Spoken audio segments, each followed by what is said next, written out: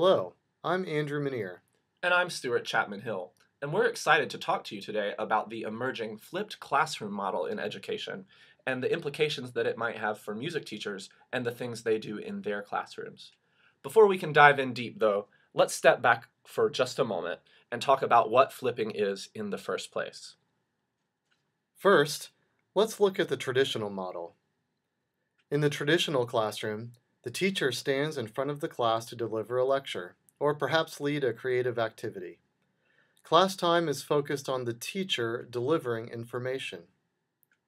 The students then take this information home to practice on their own, utilizing whatever resources they might have available, their textbook, notes from class, or maybe what their mom remembers from when they were in school. The students then bring their homework back to school with various levels of success, turn it in to be graded, ask questions, or clear up any areas of confusion or difficulties they encountered when working on their own. And like all good instructional cycles, it ends with assessment, where the teacher can find out if the students did in fact receive the information that was delivered. And that is the traditional model. Let's stop and think for a second. Does this model feel familiar to us from our experiences as students or our experiences as teachers in our own classrooms? Does it have benefits? Are there things that it does particularly well? And why has this particular model persisted in education for so long? Take a moment to think about those questions and maybe jot down a few ideas that you have.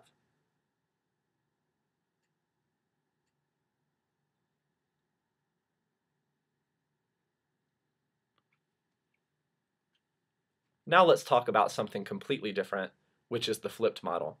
The flipped model has a different approach to the instructional cycle. First, those in-class lessons can be replaced with online lessons, either ones that the teacher finds that were pre-made or ones that the teacher makes him or herself and then distributes via some online platform. The students can then watch these lessons at home, from the comfort of their couch even if they so desire, on a computer, mobile device, or something similar. They can rewind if they need to hear a particular bit again. They can watch the entire thing as many times as they like if the repetition helps.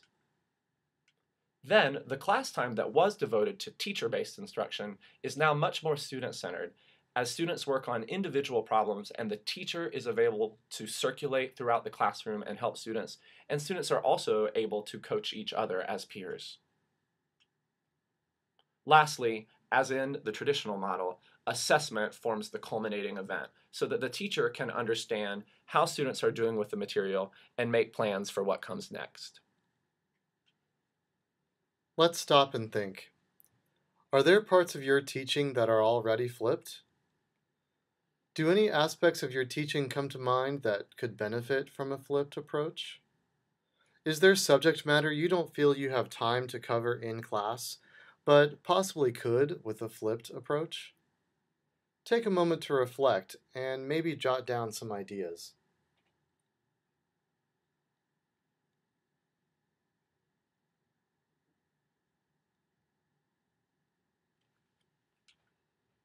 Let's review. In the traditional model, the focus is on content delivery at school, with the teacher teaching at the center. And then students go home and do their individual practice there, often in isolation.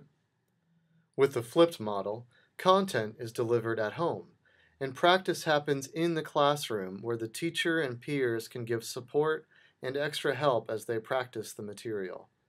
The focus of class time is transformed from being teacher-centered to being student-centered.